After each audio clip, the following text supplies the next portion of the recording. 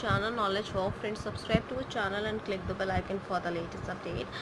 आज जो हम डिस्कस करेंगे that is your DS class. ये आज डीएस क्लास है आपकी. डीएस की क्लास 127 है. इससे पहले ऑलरेडी हम 126 क्लास कर चुके हैं. So please it's a request to go through with all the classes which we had done. And secondly, अगर आपने हमारा चैनल फर्स्ट टाइम देख रहे हो हमारे चैनल की वीडियोज़, या अगर अभी तक आपने हमारे चैनल की वीडियोज़ नहीं देखी हैं या हमारे चैनल को सब्सक्राइब नहीं किया है, सो प्लीज़ हमारे चैनल को सब्सक्राइब कर लो सो दैट हम जो भी वीडियोज़ डालें वो आपके पास सबसे पहले पहुँचे.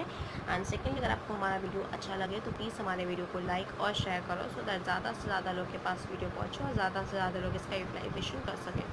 आज जो डिस्कस करेंगे वो हम purpose of an interface definitions language, जिसे हम IDL बोलते हैं, इंटरफेस डेफिनेशन लैंग्वेज को, that what we have discussed in today's class. And reasons of CORBA, not just using the Java interface construct. So that what we had discussed in today's class, we have to discuss this thing.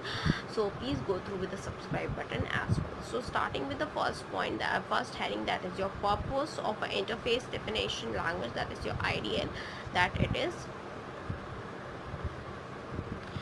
So here you can see that the purpose of an interface definition language, that is your IDL, what it says to describe the software component application programming interface, that is your API. Application programming interface stands for the API. So to describe the software component, that is your application programming interface API, to describe an interface in language independent way, enabling the communication between the software component that do not share one language, for example between those written in C++ and written in Java. So basically, अगर हम किसी interface को, कोई एक language जो language interpreted है, तो अगर मैं उसको किसी इंटरफेस को डिस्क्राइब करूँ किसी चीज़ के लिए for the communication channel between the software components, तो उसमें क्या होता है कि ज़रूरी नहीं कि कोई भी चीज़ एक ही लैंग्वेज पे लिखी गई हो. फॉर एग्जांपल मैंने यहाँ पे जो से दिया है कि C++ या जावा में लिखी है.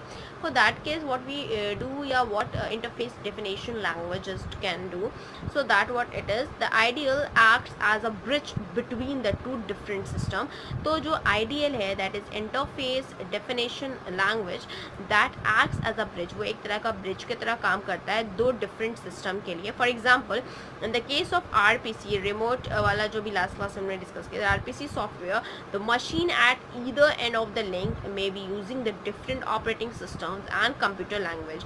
सो इन RPC software, if I'm talking about the machine, that is either linked by the using the different operating system and with the different computer languages as well. So that is the possibility which that could be occurred in particular, you know, in any of the system or the RPC software. So here the interface definition language is used for as bridge or for the interferers to communicate with the two different language with two different system.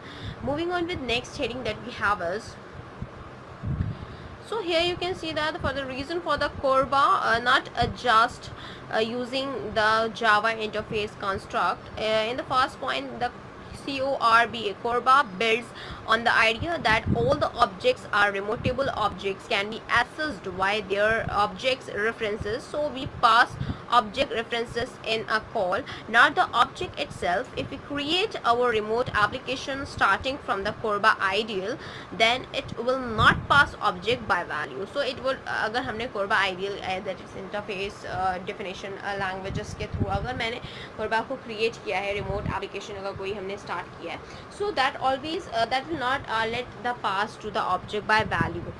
Okay, however we face the following as,